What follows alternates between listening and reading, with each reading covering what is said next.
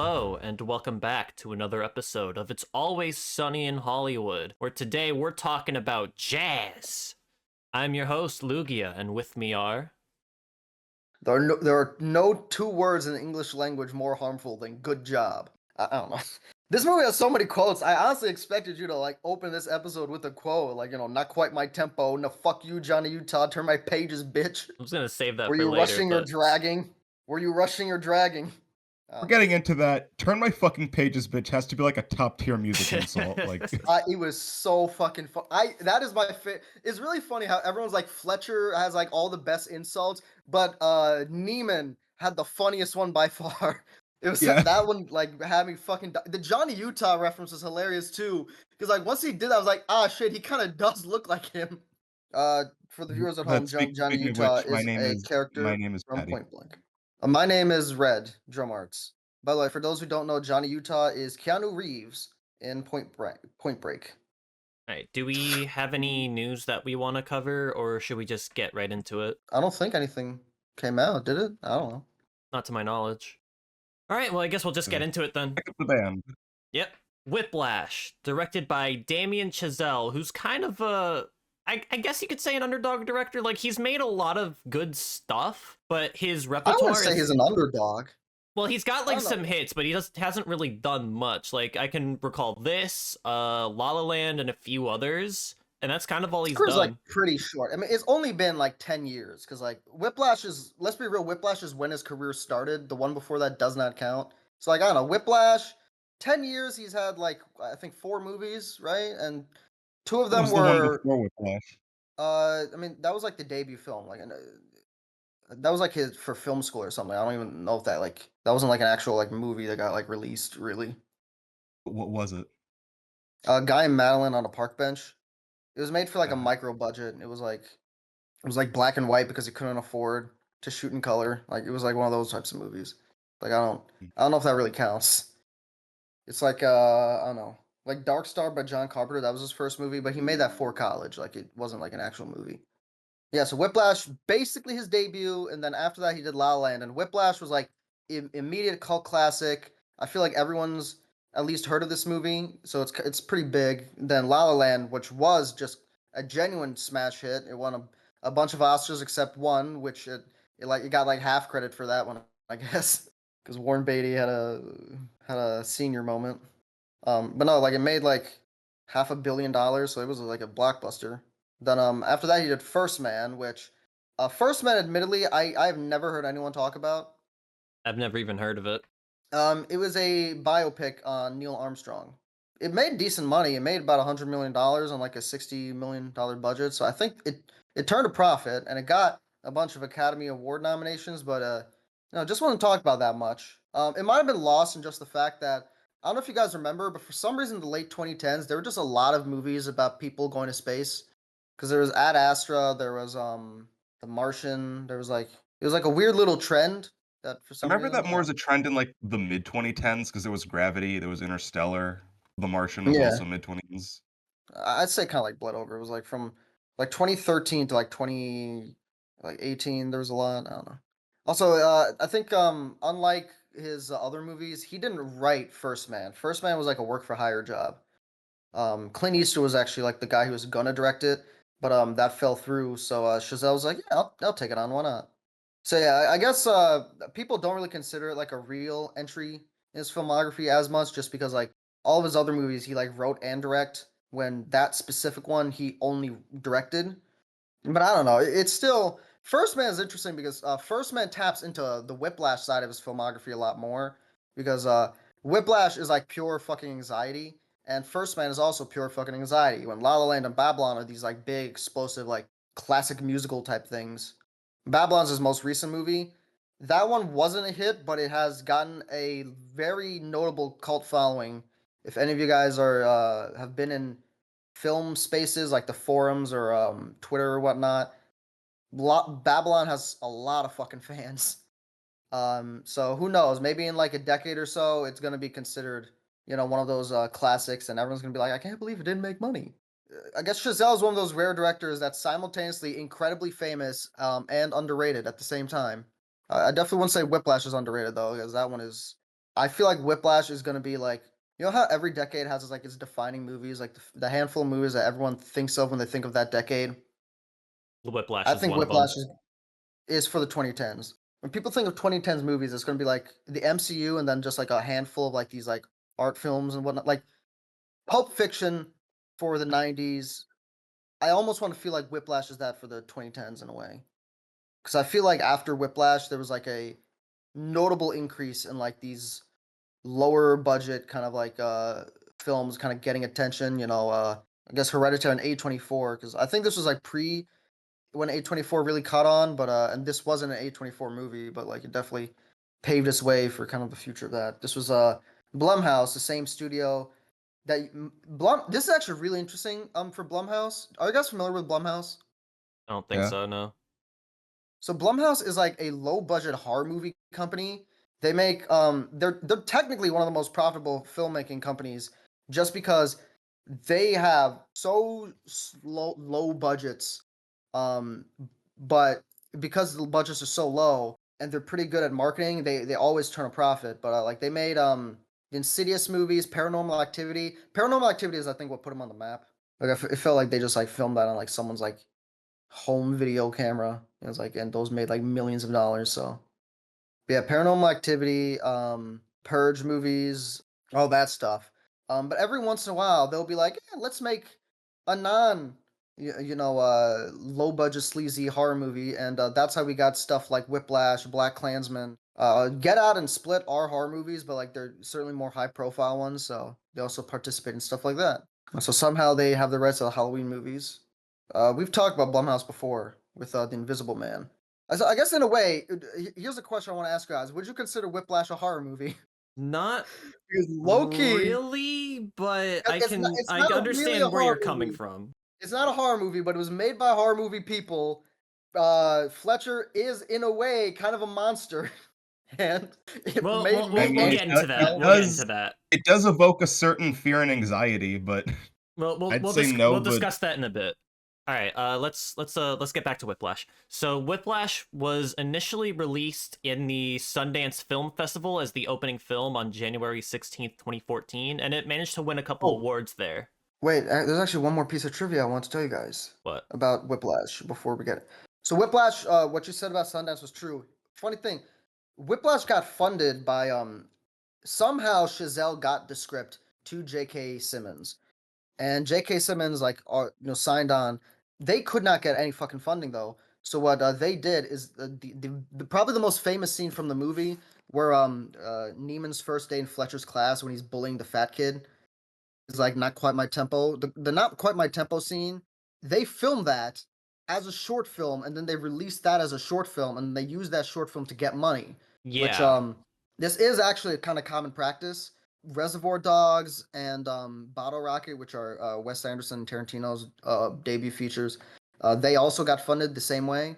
I believe so. That's also how Evil Dead and the Coen Brothers' first movies got funded. So this is a very like time tested classic. But it's interesting watching that old short film because they did get J.K. Simmons, which is kind of rare, where they actually get like the actor. You know what's funny about Um, that actually? The guy they got what for Andrew Neiman for that short film is Johnny was Simmons. Was, yeah. yeah, young Neil in Scott Pilgrim. No relation to J.K. Simmons whatsoever, but it's funny that they share the same last name. I just think it's funny to me that like he is an actual actor, and then they decided to cast him with an unknown because like the guy in the short film was more famous than Miles Teller, but then they were like, yeah, let's go with Miles Teller. Also, I don't know if people make comparisons, but some of the shots of J.K. Simmons in the short film they just reused for the actual movie. They just color graded it differently. I believe it. The original short film didn't have the yellow piss filter, but they added it for the final release. But yeah, released at Sundance. And then it officially released in the United States on October 10th, 2014. Over 10 years ago, God, I feel old. So this movie had a budget of $3.3 million and it made around $50.4 million. So it was pretty big, even for the time. Although I hear a lot Yeah. of people talk about Whiplash nowadays, because I don't remember a whole lot of people in my circle talking about Whiplash when it first came out. Then again, they were probably too young to see it anyway. It was definitely a cult classic. It like grew esteem over time. Yeah. I'll definitely say I stand by Whiplash kind of being like the starting point of modern cinephilia because I distinctly remember like this movie was like one of the ones that really got me to start diving deeper into film. Like I distinctly remember hearing about it online a lot. I think my dad even heard about it, so we decided to get the DVD and watch it. And like I was like, wow, that was like something special. And I think I remember after that is when I started to dive more into movies. Like this was like 2015 or something, and like I distinctly remember this was like one of like the big turning point. And I was always into like movies. Obviously like I grew up watching like Hitchcock and like shit, but I remember this one was like definitely like a specific turning point where like I start to much more actively be like I'm gonna start like trying to watch a movie like every week, that kind of thing. I'm gonna like actively like go through directors' filmographies. So thank you, Damien Chazelle. In a way, you've ruined my life. I'm kidding. Speaking of But yeah. Chazelle, the whole reason why this movie was made was more so as a projection from his experience with a strict band instructor when he attended Princeton High School. High school, not university, to be clear. Yes.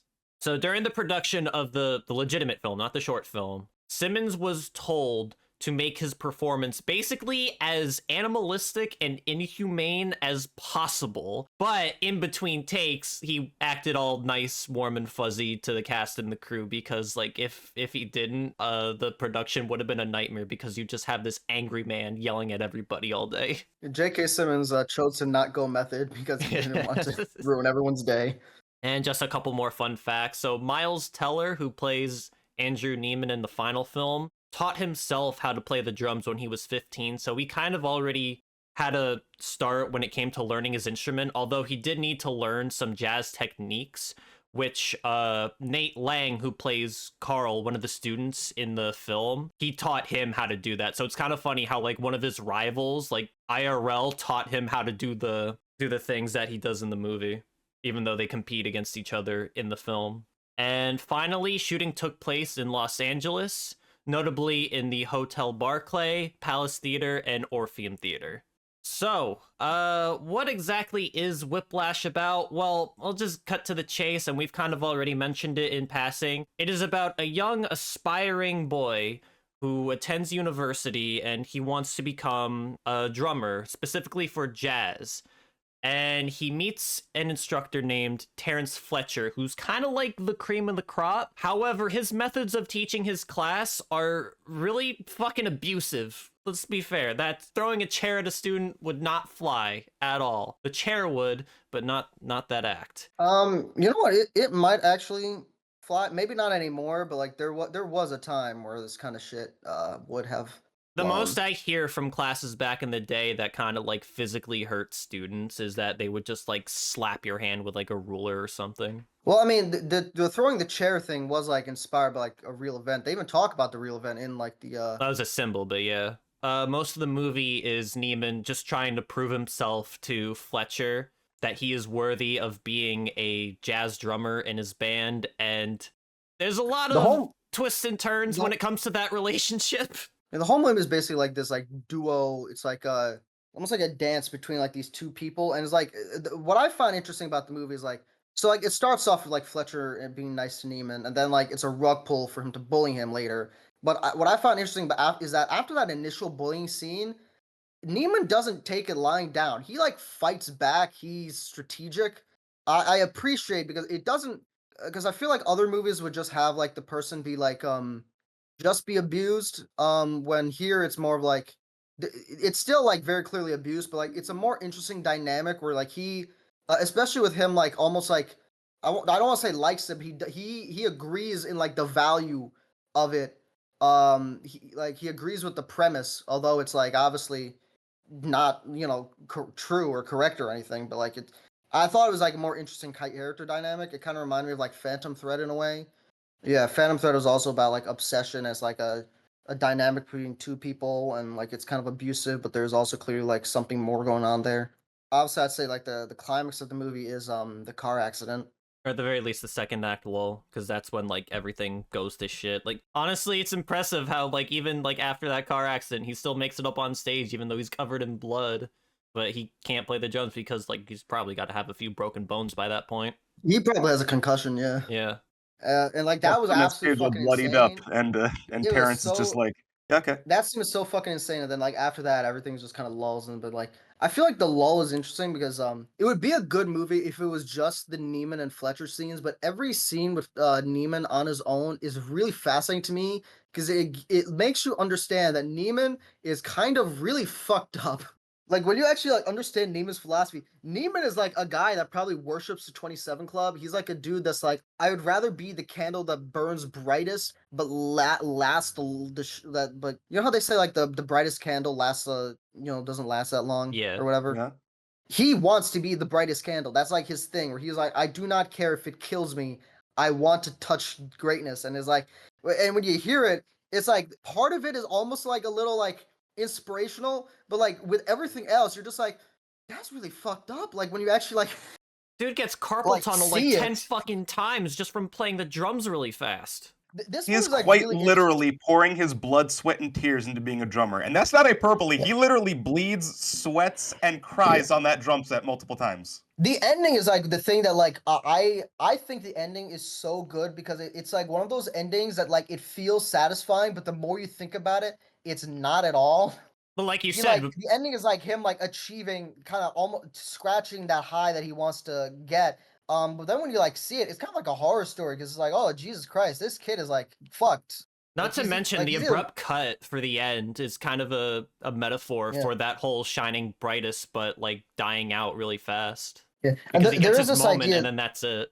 Yeah, and after that, like who knows? But also just like this idea that like this movie is like, and I could argue this is actually a criticism because like this movie is like I'm not exactly sure what this movie's trying to say about the nature of abuse because like it feels like an indictment for most of it, but towards the end it almost feels like it's worth it. But like I feel like it makes more sense when you like almost sort of view it through like the lens of like Neiman's character, like these types of people that are in these relationships where they lay like it is very clearly abusive, but they clearly find something about it. And it was like, It is kind of questionable though that he would consider joining up with Fletcher's small band after he got him fired from his job. Because like by I that think that point you saw there's an him tackle him implication. on stage. Like it's clear that the relationship is over. And now I don't know. Neiman's convinced to join Fletcher again, even though he already experienced the worst of what he had to offer. I feel like there is sort of an implication that like his dad is kind of like what led to him getting fired, and like Neiman was more a bit passive there. I can buy why Neiman thinks it's salvageable, especially with like Fletcher being nice. Although again, like this happened earlier in the movie too, where Fletcher being nice and then he rug pulled you. But And it happened again because he again, gave him the but wrong sheet I music and said, "I know what you did, you fucker." yeah, but I also like the fucking again like I said, Neiman never takes any of this shit sitting down, so he fights back, and that's kind of interesting. I do think it's weird that like in a way the movie is almost trying to almost says that Fletcher is right and that abuse is worth it, and it's like, oh, abuse did create Charlie Parker, because like a strange message when the first two acts is clearly saying no, I think Fletcher is wrong. But I don't know, like have you guys ever watched Breaking Bad? Not in full. No. Okay. Before we were joking about like Breaking Bad has Mexico piss filter. I think this show's ending is kind of similar to Breaking Bad, so I'm not going to spoil it. But in Breaking Bad, like obviously they're condemning Walt throughout the show, but they also are kind of like you also are kind of on Walt's side. And I feel like the ending kind of like it doesn't really settle this dissonance in like the great way because like you have like the episode like before the finale where it does show Walt kind of just like everything falling apart. But in the actual ending, it tries to have a satisfying ending, and the satisfying ending is like giving Walt somewhat of a satisfying like conclusion. But at the same time, it's like, does he deserve that kind of conclusion? It's like I don't know. I feel like the way I would have ended this movie personally is now your point about the cut to black being a great symbolic of how instantly like the moment ends. The reason I think like the and then it still kind of works is because if you think about it for a second, you know that like this is it. This is the best it's gonna get for him. But part of me almost thinks that like instead of cutting to black, a smarter choice would have been to just leave the camera on Teller's face, like The Graduate. Have you guys seen The Graduate ending? No. No. So the end of The Graduate is basically like this couple runs off together and it's like a happy ending. And originally the movie was just gonna end at that happy ending, but what they decided to do is what the director decides to do is he decides to just keep the camera rolling on the actors' faces instead of calling cut. And eventually, like the actors, like the faces go from happy and like exhilarated to like the characters are basically like it comes off as the characters slowly kind of realizing that, oh, we may have made a huge fucking mistake, and like the kind of like the reality of the situation kind of like settles in on them. And I almost feel like maybe like if they cut it, like if they like held it on like the high on Neiman's face and then like have him slowly like kind of like the high come down, that might have like made the point come off clearer. But at the same time, like I don't know, I kind of appreciate a movie that like makes you that has a somewhat of like a thematically messing ending that makes you like kind of have to think about it for a second. Like it's almost like a question to you whether you would think it's worth it or not. Because like Neiman clearly thinks it was worth it to some extent. But you can interrogate the actual like circumstances of it, and you can yourself kind of question whether you would personally find it worth it or something. Is like I don't know. I think there's value in a kind of ambiguous ending like this. It's interesting Um, because the thing I was thinking, I don't know if you guys are going to agree with this, but I thought it would have been neat if he was still playing the drums as the credits rolled to show like how dedicated he is to this craft and how he'd literally play it until the Like they would layer the very credits end. over the scenes. Like you have the scene as is, and the credits would just keep rolling and rolling and rolling. Yeah, until the very end. I could see that working. But yeah. I also get that not doing that because, when the credits start playing, people assume, oh, movie's over. What Like I do that would have been actually ballsy, but I also get not doing it. But I think the actual ending is like a little ball. Like honestly, like it's kind of like amazing. Like you're just like it just ends and immediately like cuts to black, and like you're just kind of left to like sit there in that kind of like energy. And it's like the first time I watched this movie, I thought like that ending was fucking like perfect. You know, what, I'm gonna have to commend. I think Damien Chazelle's greatest strength as a writer director is his endings, because all of the movies I've seen from him, that ending really fucking stuck with me. Have you guys seen La La Land? I Yeah, have not. Patty, you've seen La La Land though, right? yeah, of course. That fucking ending, right? That was fucking nuts, right? La La Land's ending. It was fucking amazing. Like I don't know. I think Chazelle's really good at endings. Even if like it may not be thematically like perfect, it just feels perfect. Cause like that performance was fucking nuts. I would say this movie is like really fucking enthralling. I will say one criticism I do have is I don't like how the film equates art to technique. I don't think it's the same thing. In fact, I say this movie doesn't really explore the artistic process. It's more of like I guess I can get over that because like even though like my vision of art is a little bit different, like this is clearly just about like the technical stuff. So that's more of like a difference of opinion. But like I think it's challenging and like how it shows abuse. But you know what I'm gonna say. I like the ending in the same way I like A Clockwork Orange, where A Clockwork Orange is about how torture is bad. But unlike most movies where it shows torture being bad by having it be by showing it happened to like an innocent man, what Kubrick does is he shows the worst person ever, and then they show him getting tortured, and it still is like torture is bad even when it's happening to a horrible person, which is a very challenging idea to the audience. I think this movie is pretty good because it's challenging to show this kind of abuse and then to show him, the actual guy, like succeeding or almost like thinking it was worth it. Because quite frankly, in real life, that is kind of true. A lot of these artists, they do think that like their abuse was worth it, and that's why they perpetuate the cycle. Even though it is probably more, I don't think that is necessarily true. Even like and like the few people that do break the cycle, like their proteges do turn out fine. So but like obviously it is a belief that a lot of people hold, and it is a challenging kind of belief. I like the ending because I feel like it forces you to think about it more. It doesn't give you like an easy answer.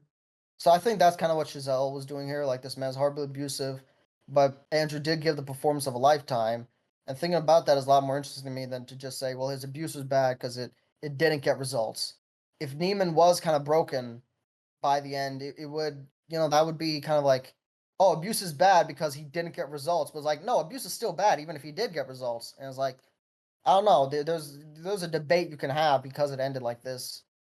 For a while, I guess I thought like, does the ending really condemn it? And because it only shows a triumph, but like, it does cut to the dad's face. Remember? Yeah. Yeah. Like we see the dad's face and see his son performance. The face is someone who's realized he's lost his son slash does understand it, and I like that kind of did solidify it for me as like a bittersweet kind of thing instead of like a triumph. Like there's a tragic element to it, and like I mentioned, everyone always focuses on Flesher, but I think Andrew is like the more interesting character. And again, the relationship is very Phantom Thread, very the Master. What the ending solidified to me is that this will be a cycle of abuse. Like once the performance ends, the story goes on. It's just one performance, and there will be more to come. And who knows if this high will ever be reached again? This might be the peak, and that's it. But what we do know is that cause he hit this high, he will probably never quit. It's a drug to him. The first hit's free, but now he's gonna have to pay for his addiction. And and I guess I said it should be like the Graduates ending, but it is kind of like the Graduates ending in a way. We don't need to see Andrew question his choice. We saw that what the relationship was the whole movie. So what the ending does show is that like Andrew's basically like married himself to this man, and it's not going to be a fairy tale happy ending. I don't know. You can interpret it in a lot of ways, and it's all thematically interesting. So I'm going to say, it's a great ending. Great Um, ending to what is all around a fantastic film. Honestly, yeah. I mean, I went into this expecting a good time. I had a great time, even if it was fucking anxiety incarnate. I think it's really interesting that like our last two movies has been pretty fucking both really good endings that we chewed on a lot, and both are kind of movies where like on paper it doesn't seem like something that we would necessarily enjoy, but it turned out pretty alright. So guys got any more thoughts? Any thoughts about like the direction, the music? I do. Obviously the performances are great. More so about Neiman. I found myself empathizing with Neiman. Like I never went through like any like sort of like abuse in college or anything like that, but I've had professors who kind of take the job way too seriously, and they do kind of like belittle you for making the smallest mistake. So I was able to kind of see myself in Neiman during some scenes where J.K. Simmons just fucking brutally emotionally murders him. No, I get that. Yeah, this is like a weird movie because like when I watch Rocky, I kind of get like hyped up. It makes me want to like really do something, and like I got the same feeling with Whiplash, but like with Whiplash, it's almost like, ugh, I don't know if I should get that feeling. So like I don't know, I kind of relate to Neiman in a way where it's like almost like that drive he has, like it's definitely a drive I've had before, even if it's not necessarily like a healthy one. So like I get it. I like how this movie is shot because like yeah, we mentioned the Mexico filter, but like what I like about the Mexico filter is like they have that filter because they want it to feel hot and oppressive and like with all the sweat, with the I'm pretty sure they close up only use shots, it it for the scenes feels that have J.K. Simmons in it. Or like yeah, exactly. And when they're like performing the it music. yeah, so like with the close ups and with like the with like the sweat and like the fucking that yellow light, it makes it almost feel like he's almost like in an oven, and it's like you really feel the pressure. So like I like how this movie is directed a lot. I fucking love the music. Like he picked some good fucking songs to play, Caravan and Whiplash. I think it's interesting he called the movie Whiplash when the song they play at the end is Caravan, but It's a bait and switch. Just like the music sheet. I did find Andrew and Terrence. They had I found an interesting connection between them in that they're both focused on their legacy, and that Andrew, he's more focused on being remembered as a great drummer, and that Terrence wants to find the world like the next great musician. He says is why he pushes people to their limits because he doesn't want the world to miss out on that art. Say what you will about his technique, but like I don't know that was just something that stood out to me. highly recommend this movie. 2 thumbs up. If you like it, I would recommend Phantom Thread and the Master by Paul Thomas Anderson. Maybe There Will Be Blood too, actually, and maybe like Amadeus. I'd say those are the movies this reminds me the most of. Honestly, I think this movie for me was a 10 out of 10 right off the bat. I don't really have much I didn't really jive with, except for maybe the relationship between Neiman and Nicole. But it already kind of serves its purpose as to establish that Neiman's like dead serious about his career as a drummer. So you get the one scene where they're hitting it off really well at the date, and then you have the next scene where like he just dumps her just so that he could pursue his dream. Like maybe there could have been one more scene of them doing something, but overall it was fine. Yeah, it's definitely not the central focus anyway. But yeah, this is one of those movies where it felt like every scene was there for like a purpose, and you wouldn't want to take any out. All right, is that it?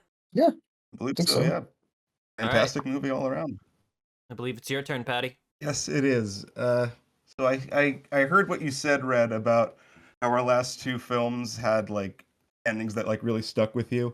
Yeah, I think I'm gonna break that trend. I'm sorry. So That's let me fine. ask you guys. Let me ask you guys. Would you be up for a double whammy? Yeah. Sure. What do you Ooh, got? yeah, go ahead. I can make time. Okay, both these movies are short. They're like 80 minutes, so Okay, yeah, that'll be you can fine. you can blaze through the. All right, we're heading back to the Mouse House with these two.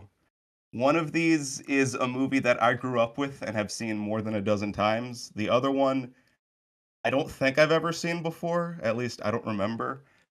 But from what I understand, both these movies are quite similar, so I think it'd be fun to compare them, see which one is the victor. So next up, we're taking a look at Walt Disney's 101 Dalmatians and the Aristocats. All right. Okay. So what made you decide on this? I don't think I've ever So actually seen the Aristocats. So, The Aristocats is the one I've seen more than a dozen times. It's one of the Disney movies I grew up with. And I originally wanted to do just that one, but I kind of looked into 101 Dalmatians because I've never seen it before, and I discovered these both have very similar plots. So I'm curious as to how similar they are. Yeah. I'm kind of the opposite of you, where I distinctly remember watching 101 Dalmatians a couple times as a kid. But I don't remember the Aristocats. I remember like I might have seen the Aristocats, because I vaguely no, I don't think I have. I just think like the Siamese songs just kind of cultural osmosis. I know I've That's seen not that's from 101 Dalmatians. I've never seen Aristocats though. the Siamese Cats thing is from Lady and the Tramp. Oh, okay, then I definitely have never seen the Aristocats. I know fucking nothing about it then.